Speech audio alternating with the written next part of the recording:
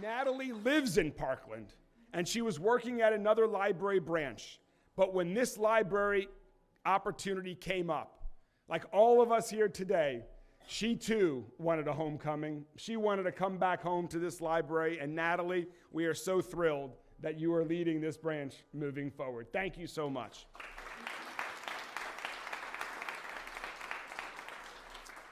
I also want to thank the Louisville Free Public Library Foundation. You'll be hearing from Shanda shortly. I want to thank its donors, folks like Frank and Paula Harshaw, who are with us here today. And so many others that have contributed to this project and other important projects that the library does. To other donors like the James Grant Brown Foundation, thank you for your support. Having the private sector and philanthropies invest alongside of Louisville Metro government and the foundations is so important. And a special thanks to the friends of the Parkland Library, many of whom are here today.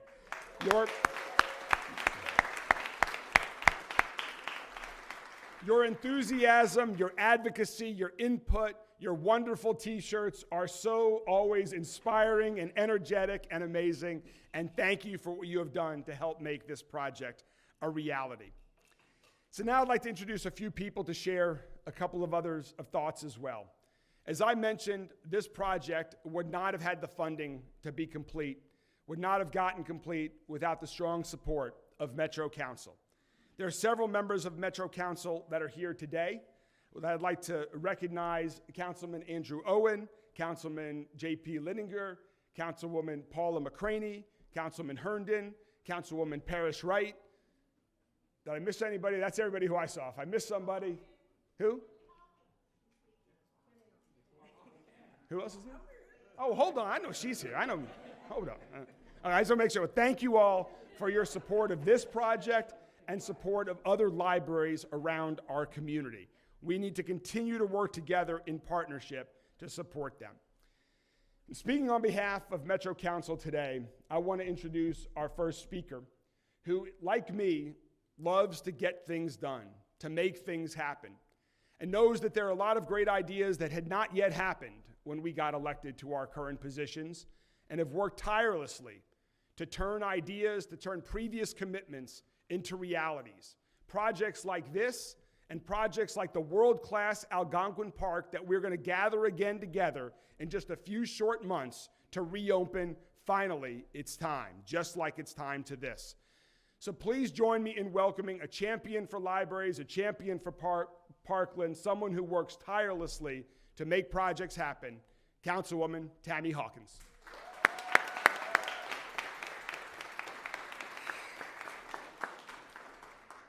Good evening. Hey, y'all, this is what's up. Morning, evening, I feel like it's evening. That's how tired I am. There's been so many moving parts with this library.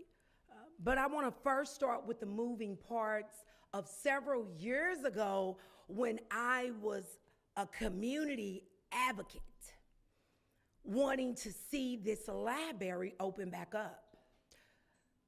Today shows me that what the community wants to see matters.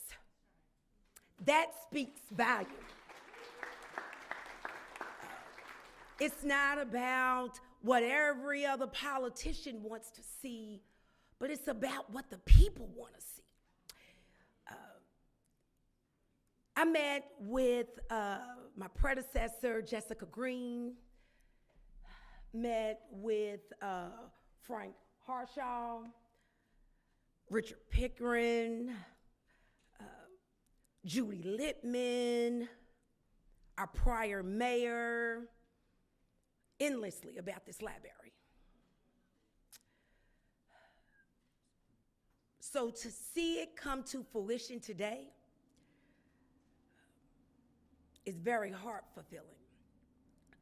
Anybody that knows me knows that I'm very passionate about what I believe in.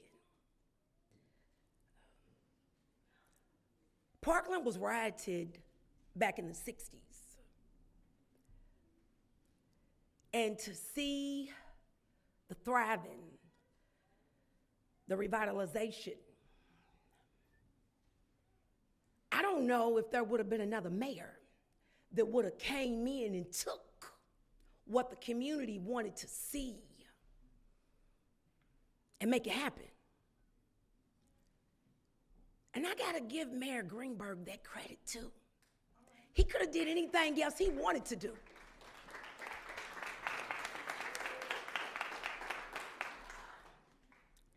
He's seen the vision. And I want to speak on just a little bit about Bill Hollander. Jessica Green went on to finish, her career. She's a judge. And this is what having allies on Metro Council looks like. When you can go on and finish your career and look back and say, hey, I need you to finish this. I need you to make sure that this happens. And Bill Hollander did that. He carried what my predecessor would have liked to see. One thing I'm gonna tell you about Metro Council is we may not agree all the time, but guess what? We stick together at the end of the day. We make things happen. We make things happen that we know that our colleagues want to see and that their constituents want to see in their district. And that's what this is about. Judy Lippman, I've never seen so baddie.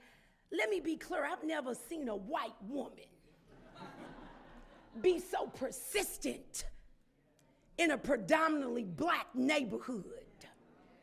Let's give it up for her. She didn't waste no time. Every day, this lady said, Tammy, what we gonna do? Are you working to try to get the library open? I'm like, I'm just like you. I'm from the community like you. We gotta press, Jessica. The philanthropy dollars. You would have thought that Frank Harshaw, Richard Pickering, for a minute I thought they was living in Parkland. They was in Parkland more than me. Parkland has really thrived. It tells you a lot about the people that you put in the seat when things get done. We're not just supposed to sit. We're supposed to serve for the people. We're supposed to be a vessel for the people that put us here. But more than anything, my Metro Council members are the truth. I want to thank them. We sat effortlessly days and hours, going round and round, just trying to come to common ground. And I wouldn't change that experience for nothing in the world. We have truly been sometimes a thorn in the mayor's side. It's not easy to deal with 26 different council members, the needs of the people. It's not easy. It's not an easy task. But he seems to make it look easy, and I know it's not. His administration, I don't get tired. And I don't think he gets tired. Because when I call him, he answers. It means a lot. He don't have to. His administration, y'all, it's bigger than me. Making things happen like this, it takes 14 votes. It takes the mayor. It takes endless conversations. So I just want to say thank you. I want to say thank you to the mayor. You could have did anything else but this. You listened to what the community wanted to see. And for that, I want to say thank you. And I want to say thank you to everyone else.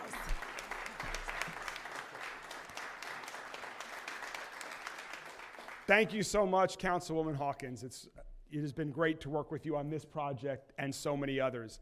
And how about our kids here today from Maupin Elementary School? They're going to help us cut the ribbon here shortly. Well, speaking of kids, we have a kid at heart with us today who grew up not too far from here on Hale Avenue. Someone who I've gotten to recently know personally, but have certainly known about him for decades, have admired him as a fan of our University of Louisville Cardinals basketball team. I've admired him as a community leader, and now I have the great honor of admiring him as a friend, as a person with a giant heart for our university, for our city, and for this neighborhood. Please join me in welcoming Parkland's own Dr. Duncanstein himself, Darrell Griffith.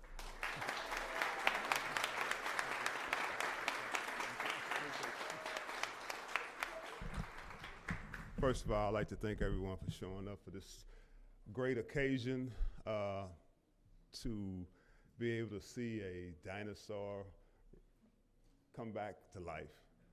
I kind of split between claiming Parkland and claiming the Chickasaw area.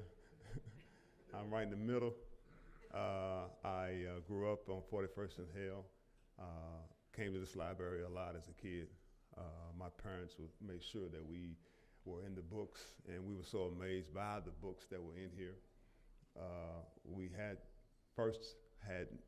problems navigating the little cubicle that you get to find the books, which you guys ain't got to do that no more. It's all easy. We had it hard, but to see this building come to life is amazing. And I want to personally thank Frank Harshaw, because he came to me about the idea probably 6 or 7 years ago and told me what he wanted to do with the Parkland Library, and asked me could I be involved in some way, and I told him whatever support that I need to make this happen, because anytime you can bring an educational component to this community, it's great for the kids and great for the community. These books are not up here as artwork. They're hands-on, they're to be used. I haven't seen the new edition that has been added. I'm planning on going and checking that out once this press conference is over with.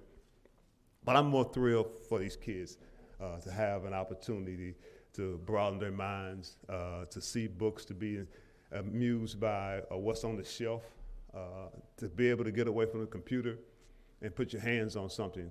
You know, I'm like my mom. My mom still, and she's, bless her soul, she's 94 years old, but she still subscribes to the Cure Journal. She wants to feel it. She don't want to flick the screens. We got her a tablet. She still loves to see the newspaper and put her hands on it, even though she complains about how thin it's gotten over the years. But that is the gravity that has been put into me about being able to go to books, to have a book. And all the other things that this library will have to offer to this community is amazing. The turnout here is evident of the importance of this library is to this community. Even though it's in Parkland neighborhood, it's open to all. This is a very inclusive community, and libraries have always been inclusive for anybody. Wherever you go at, you can always go to a library and feel welcome. And for that, I thank you. And again, I want to thank Frank Harshaw for his heart, because the passion that this man has to put this together has been unreal. And every time he meets, we see each other, he tells me, he said, the day's coming, Griff. The day's coming. I'm so glad that the day is here, Frank. And thank you for being able to help put this jewel back into the community. It's well needed. Thank you very much.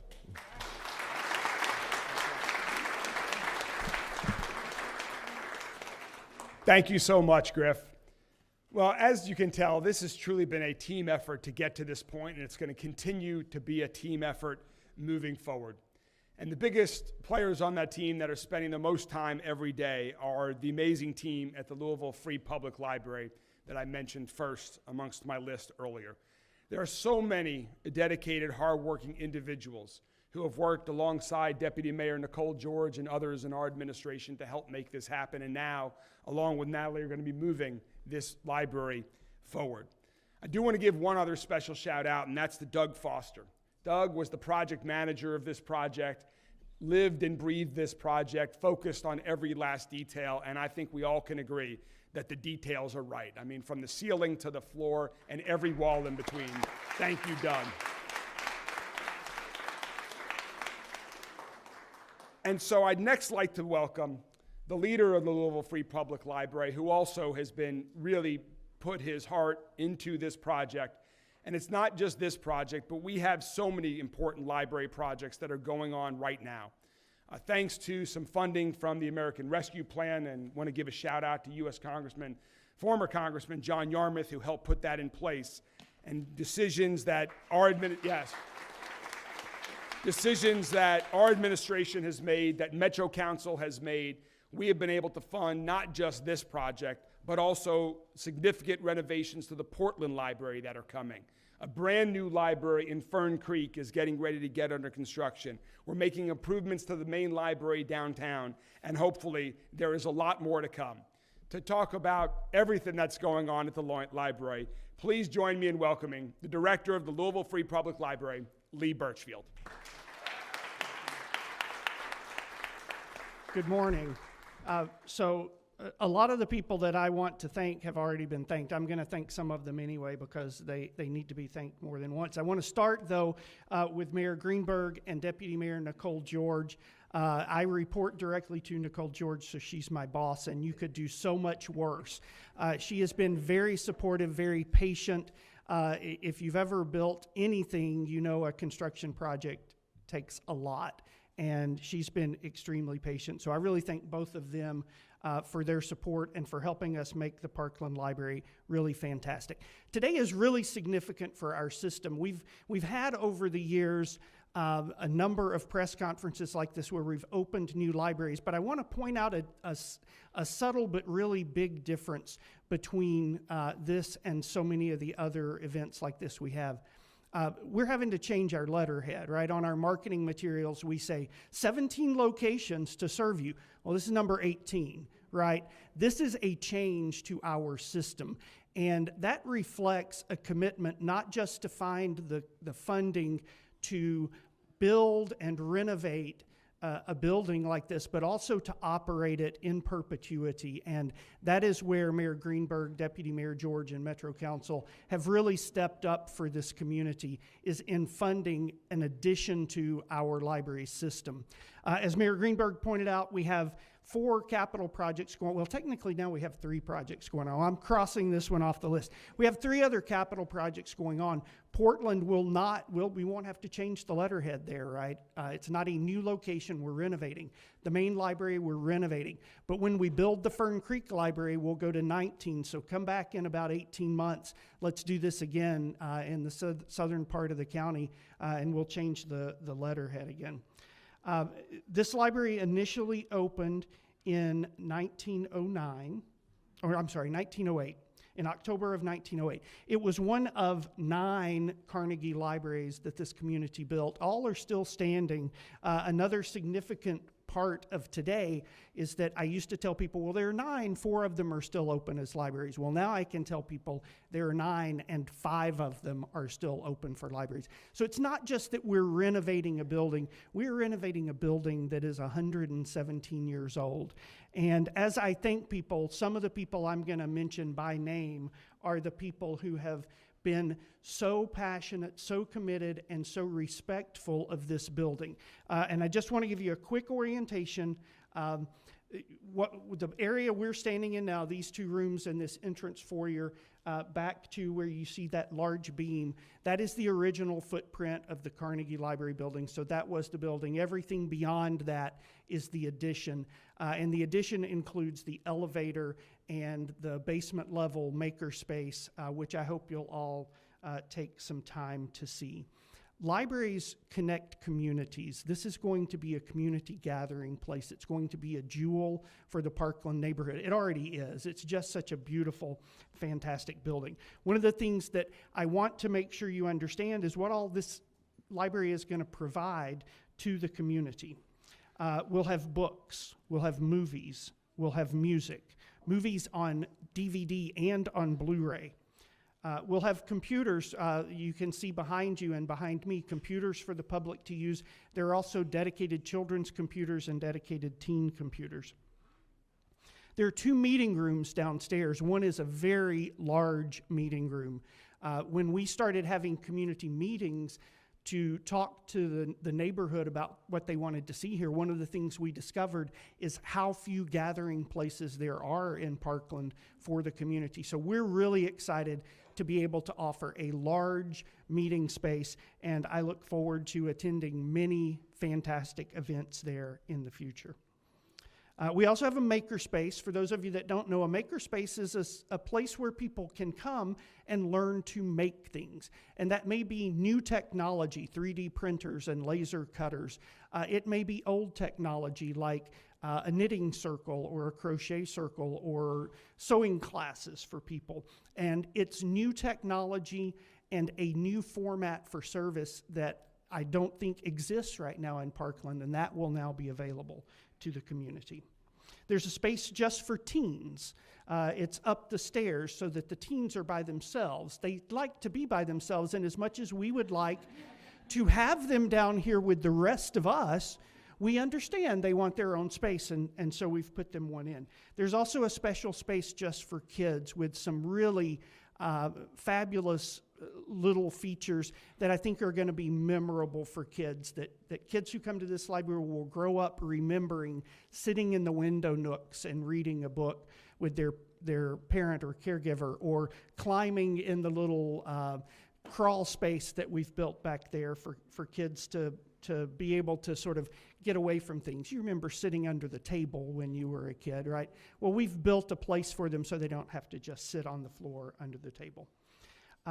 And also downstairs, and I really hope you get to see this before you leave, we heard from the community at community meetings that this library needed to include something that told the story of the Parkland neighborhood. So what you will find downstairs is an exhibit of photos and text that tell the story of the Parkland neighborhood, and it's really not to be missed. And I want to give a shout out to our communications manager, Paul Burns, who made that happen and just really amazed me with what he came up with for that. So please check that out while you're downstairs. And then finally, programming. There will be lots and lots of programming. The bad news is the programming may not start until March 1st. The good news is that's just like day after tomorrow. There's probably something happening tomorrow, but I have the March calendar, and I'm just very quickly going to say there's a Turn the Page dance party on Saturday. There's Shakespeare in Libraries party. There's a Pokemon Palooza. I don't know what that is, but kids get excited about it. We'll have a makerspace program, a Little Dreamers Playtime. We're going to have March Madness Sweet 16 button making later in March. So there will be programming for all ages going on here. Pick up a copy of the March-April library calendar, and you can see all of that in there, or talk to the staff here. They can tell you what's going on. But we want the community to be here having a great time. Okay, I'm going to close quickly. I know you're not here to see me, but I do want to thank some folks. I want to thank the Library Advisory Commission. They are unsung heroes of this library. It's a 9-member board that provides to the library the voice of the community. Our chair, Anita Riley Hall, is here today. The LAC is a great group for me to talk to about ideas and planning and to work with them to get their support. And they also provided some generous funding for this project. I want to thank the Library Foundation, Chandra Gordon. I call her my best friend, and it's not just because they raised $8 million of private money for these 4 capital projects, right?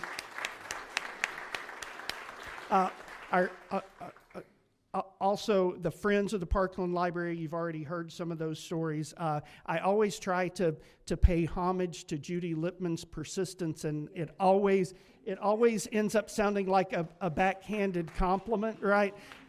Persistent, a bulldog. But without Judy Lippman, this library would not be reopening. Frank and Paula Harshaw also.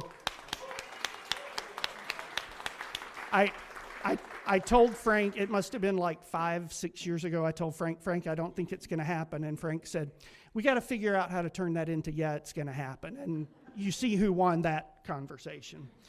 Tammy Hawkins, she also mentioned Jessica Green. The Metro Council people from this district have been very supportive and helped make this happen.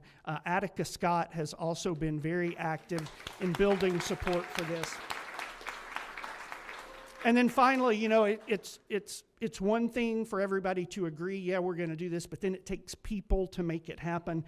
Mayor Greenberg already mentioned our project manager for construction projects, Doug Foster. But Colin Drake and the team at JRA, the vision that they came up with for joining the new and the old and paying respect to the old building and the design of the new building, they do a fantastic job and have done so on multiple projects with us. Ryan Downs and the construction team at Sullivan Cozart, you can have a great design, but you got to have a great team to make it happen.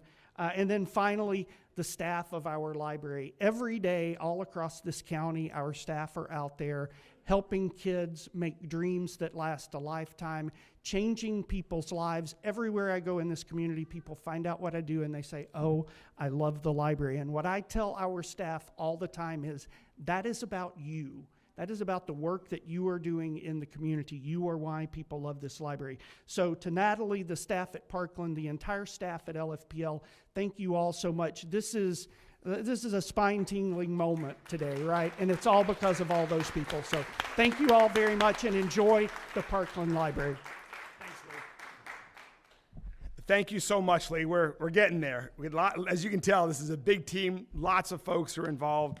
Lots to be involved. And as Lee's mentioned, as we've all mentioned, I'm joined here by Malik to introduce our next speaker. And hold one second, I'm gonna give a little bit of tee up.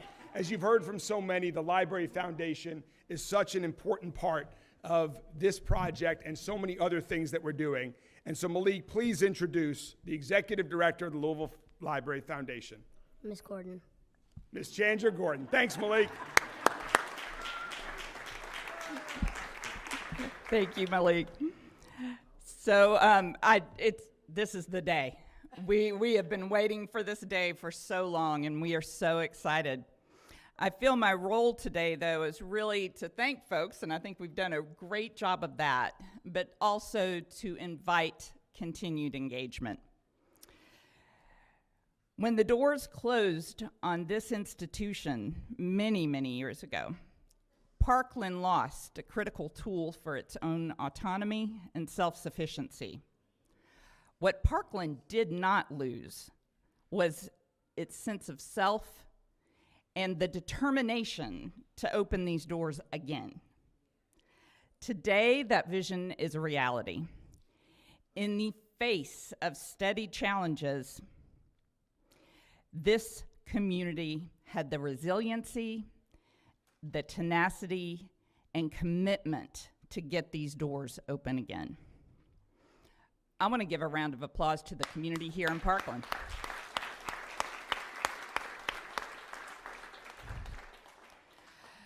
The Library Foundation is honored to support and witness the unfolding of the dedication and work it took to reopen this library. It took strength and passion, but it also took a combined investment of private and public dollars to bring the Louisville Free Public Library back to Parkland. Thanks to the incredible generosity of over 300 private donors, the Parkland Library is so much more than just a building. It's fully equipped. It's a welcoming space with the books and technology and programming this community deserves. This is the library Parkland has been waiting for. And we're so happy to open the doors today to everyone. I want to, as everyone has, thank our friends of the Parkland Library. Please remember, the foundation, the friends, these organizations are simply conduits to focus the energy of the community. And the friends focused, and they got it done. And we are so grateful to them, and yes, I will say Judy as well. Judy's been a great partner. To the One Library, One Louisville campaign donors, your investment in this project is an investment in the future of Louisville's libraries and in our city, our collective home. I want to extend a heartfelt thank you to our One Library, One Louisville Capital Campaign Committee for their hard work. And I'd like to especially recognize our campaign chairs who have provided outstanding leadership. Please join me in thanking our co-chairs, Paul Costell and Deb Murphy.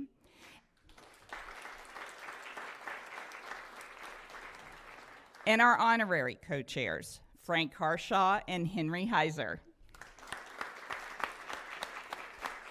They've had incredible commitment to this campaign, as you have heard today. It is individuals like you and like the greater Louisville community that make projects like Parkland possible. I've met many local library supporters over the years who have made this day a reality through advocacy and through their philanthropic support.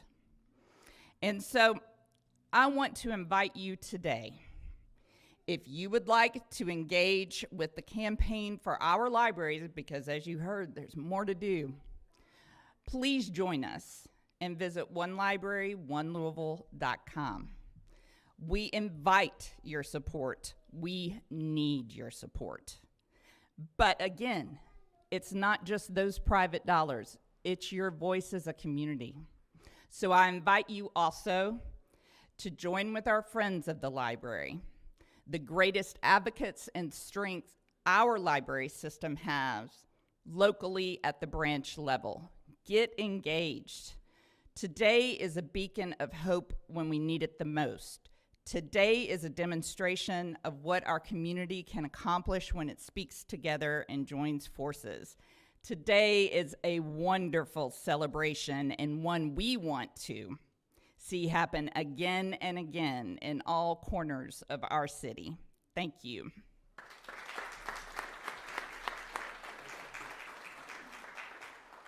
Thank you so much, Chandra. And finally, before we cut the ribbon, there is one more tribute that I want to offer. And it's for someone, there's so many people who are here today who have helped make this project happen. This final tribute is for someone who is as excited about this project opening, this library opening, as anyone here today, but unfortunately is no longer with us. Jesse Carter Stokes was a lifelong advocate for literacy, a lifelong advocate for community engagement and the power of words. She dedicated 24 years of service to the Louisville Free Public Library, including right here at the Parkland Library before it was closed. Jessie was also a founding member of the Shawnee Friends of the Library. She was a gifted writer and a published author. Throughout her career, she made such a difference in the lives of so many people in our city that her dedication was honored in the main library exhibit, How the Library Changed Lives. Jessie was so looking forward to this grand reopening of the Parkland Library. But unfortunately, she passed away just a few weeks ago on Valentine's Day at the age of 95. Her family is with us here today, and Miss Carol Stokes Brewer, if you'll please join me, Miss Stokes Brewer, in representing the family. As we celebrate the reopening of this library, I'd like to celebrate Jessie's legacy with a proclamation, honoring her as a dedicated person to community engagement, literacy, and words, to the Free Public Library, as a founding member of the Shawnee Friends of the Library. Her legacy will live on through the countless lives that she touched, through her love of this library, And her inspiration continues to serve as an inspiration to all of us who will continue to work to make this library an active, vibrant space of learning and community engagement, and go on into other parts of the community to do the same. Thank you so much for being us here today, and may Jesse's memory be a blessing.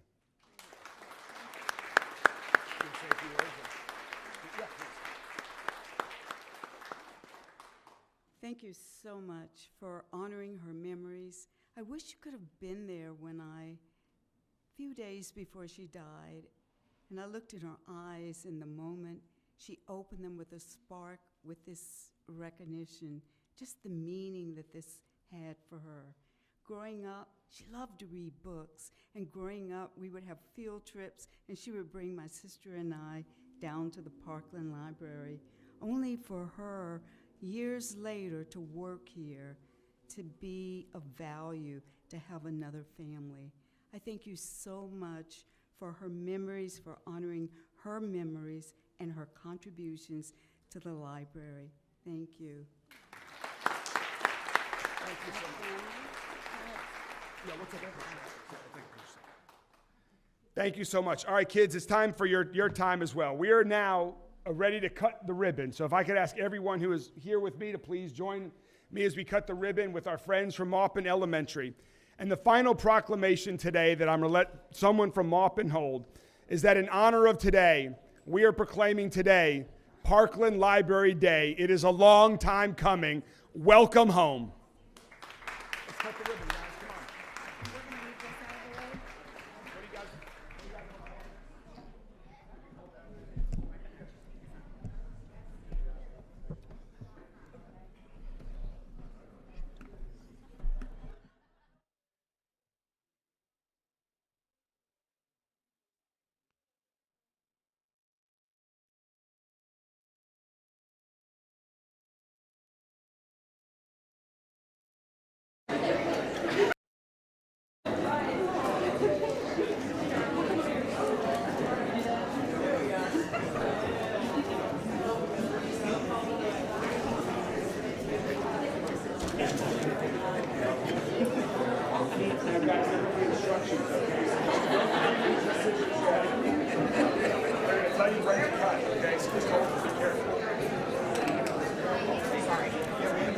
Take pictures first.